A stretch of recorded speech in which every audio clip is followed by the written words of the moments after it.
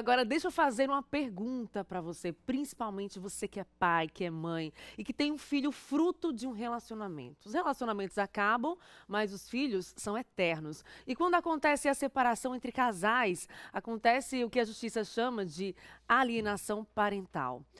O outro termo bastante comum, que significa uma nova modalidade para estruturar a vida dos filhos que querem conviver com o pai, conviver também plenamente com a mãe, na mesma proporção, quando os pais se separam, está cada vez mais comum. Você já ouviu falar em guarda compartilhada? Ao vivo, para falar sobre esses assuntos, eu recebo aqui a advogada, especialista em direito de família, Letícia Carvalho. Bem-vinda ao Sergipe no Ar, muito obrigada pela presença. Cada vez mais acaba sendo comum o termo guarda compartilhada. Antigamente era mais difícil a gente ouvir, levava-se até um susto quando se falava nesse termo, porque parte do pressuposto que há uma divisão igualitária, tanto para o pai quanto para a mãe, independente de estarem juntos, mas cada vez mais acaba surgindo como alternativa nos acordos judiciais, nas sentenças, quando o assunto é separação. Qual é o benefício que esse termo guarda compartilhada traz para a vida do pai e da mãe que se separam e que têm os filhos em comum? Bom dia, obrigada pela presença. Bom dia. Primeiro, bom dia, Tamires. Bom dia a todos os telespectadores. Então, a guarda compartilhada, ela na verdade existe no Brasil desde 2008, com a nossa alteração legislativa, que alterou o Código Civil, mas de fato vem se tornando cada vez mais difundido, né? A gente ouve falar guarda compartilhada, compartilhamento de guarda, desde 2014, dezembro de 2014, com a nova alteração, né? O artigo é o mesmo, né? Que é o 1584, mas houve alteração porque a guarda compartilhada ela não só passou a ser regra no Brasil, como compartilhamento do poder decisório entre o pai e mãe em relação ao seu filho, mas e sim um compartilhamento do direito de convivência.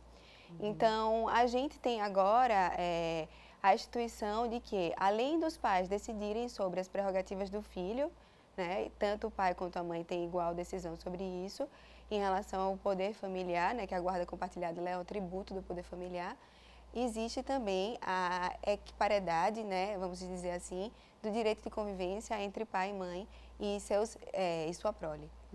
O mais interessante disso tudo, de todas essas transformações que ocorrem no meio jurídico, que acabam também interferindo na vida dessas pessoas, na nova modalidade, é que o que se deixa claro é que o termo guarda não significa posse, até porque as crianças não são objetos. O ideal é que os pais, né, entrem em acordo, em um diálogo, para que haja uma divisão plena dessa nova relação, dessa nova modalidade de relação. A criança acaba tendo dois lares, né? Como é que é instituído isso na prática? Lembrando que o nosso WhatsApp está disponível para você interagir, você que é pai, você que é mãe, você que tem dúvidas sobre guarda compartilhada, interage, lembrando de dizer nome, sobrenome e a cidade onde você mora para enviar sua pergunta. Então, vamos lá. A guarda compartilhada, né, ela é hoje regra, né? E assim, na verdade, em relação à questão da divisão da convivência, do regime de convivência, vai depender muito do caso concreto. Porque, assim, deve ser analisada as peculiaridades da relação conjugal, da relação parental, para que seja definido o regime de convivência. Porque há uma coisa a se distinguir nesse ponto. Uma coisa é guarda, as decisões do poder familiar sobre a criança. Outra coisa é a questão da regulamentação do direito de convivência. Né? Em regra, deve ser instituído um domicílio, onde a criança deve ser fixada, mas isso também pode ser relativizado de acordo com as peculiaridades do caso em concreto. Então, a guarda ela vai ser dividida não só nos atos aspectos do poder decisório, mas como no regime de direito de convivência. Um fato muito importante a se distinguir, que é um dos mitos, né, da guarda compartilhada e da sua dificuldade de instituição, é o fato de que não existe guarda alternada no regime jurídico do Brasil. Existe a guarda compartilhada com a alteração do regime do convívio do lar conjugal, em que deve ser decidido no caso concreto como deve ser fixado o direito de convivência entre aqueles pares, entre o pai e a mãe, sobre o seu filho.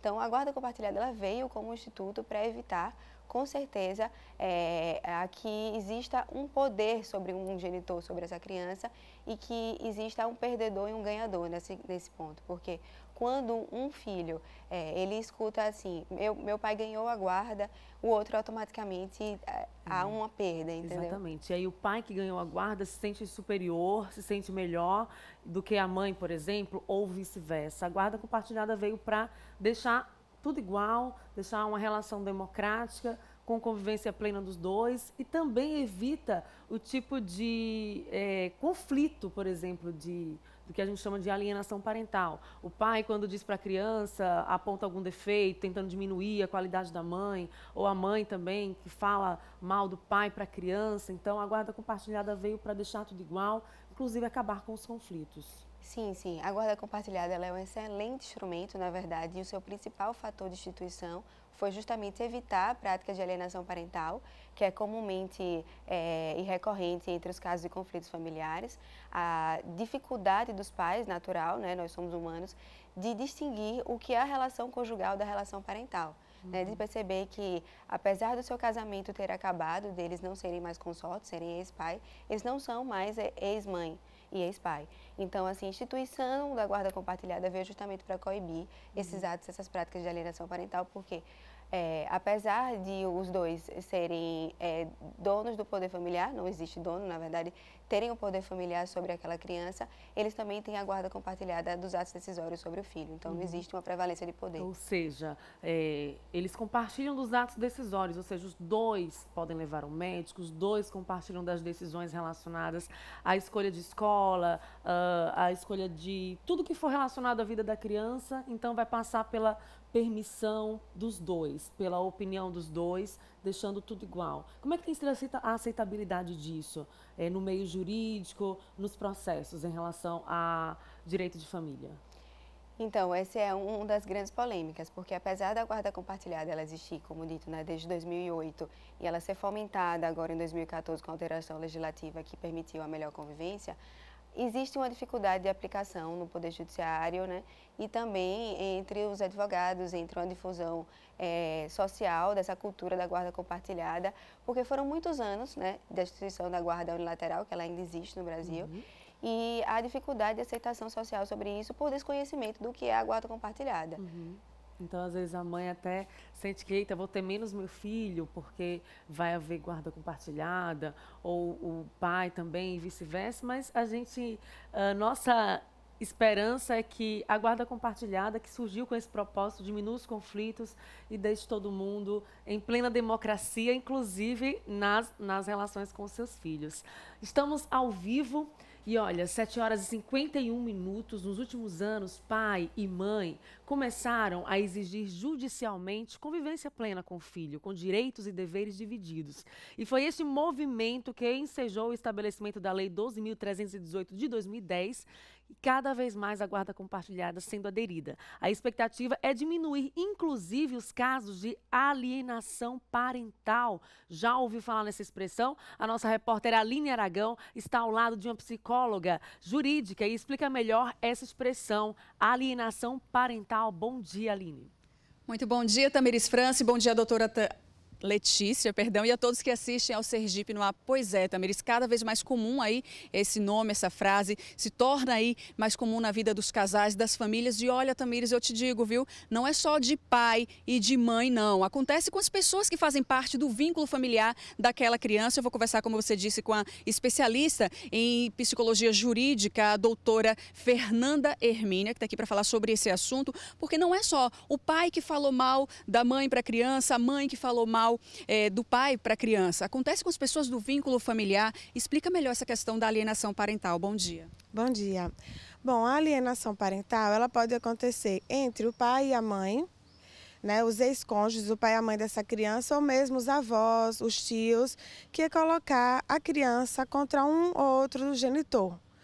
Isso acontece pelas dificuldades que se tem do fim da relação conjugal. Quando essa relação conjugal acaba, o fim da conjugalidade, a gente tem uma dificuldade em manter a relação parental, que é a parentalidade. mas é um direito a toda criança e adolescente de conviver com tanto sua família materna quanto paterna. E daí vem esses problemas. Não quero que você conviva com seu pai não presta, sua mãe não é uma boa mãe, ela não cuida de você, ela não cuida bem de você. E faz o que se chama na alienação parental de uma lavagem cerebral na mente da criança. Contudo, a gente precisa entender que são as dificuldades na execução da guarda compartilhada, desse compartilhamento da parentalidade, das funções parentais, que acaba ocasionando a alienação parental.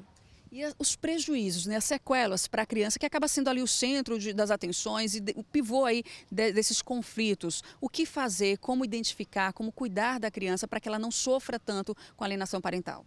Se nós focarmos nos sintomas psicológicos, fica muito reduzida a análise. É preciso que se avalie todo o contexto em que essa criança está inserida. Por quê? Porque o sintoma por si só da alienação parental, ele pode ser confundido com sintomas decorrentes, por exemplo, de um contexto de divórcio, dessa separação da criança, de mudança de rotina, de mudança financeira, mudança de escola, e também pode ser confundido com outros sintomas que a criança está vivenciando do processo de formação dela, da sua formação psíquica. Então, a gente não pode reduzir aos sintomas. Então, é preciso que a avaliação da alienação parental ela seja feita com bastante cuidado, para evitar que essa criança se prejudique ainda mais, perdendo a convivência com seus familiares. Porque para a criança é importante, não só no âmbito jurídico, mas também no âmbito psicológico, conviver com todos aqueles que fazem parte da sua família, da sua história, da sua genealogia. Mas a gente pode dizer então que a guarda compartilhada reduziu esse tipo de conflito?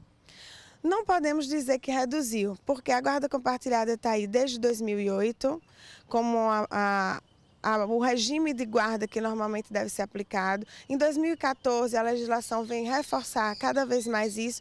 Contudo, a gente não tem mecanismos de execução da guarda compartilhada. Mecanismos de debate, de apoio do judiciário, de debate mesmo também nas mídias, né? O que é a guarda compartilhada? Quais são as dificuldades? Tem uma maneira só para se fazer a guarda compartilhada? Não. Cada família tem que buscar o seu caminho possível. Essas dificuldades que geram conflitos, né? Conflitos do ideal que você tinha de casamento, ideal que você tinha de relação, ideal que você tinha de criação de filhos é quebrado com o fim daquela relação conjugal e você transfere isso para a relação parental. Não é porque aquele homem ou aquela mulher não se relaciona bem com o seu companheiro que ele não pode ser um bom pai e uma boa mãe. Isso vem preso um pouco da nossa história, que só a mulher pode se ocupar de crianças, que a guarda sempre vai para a mãe.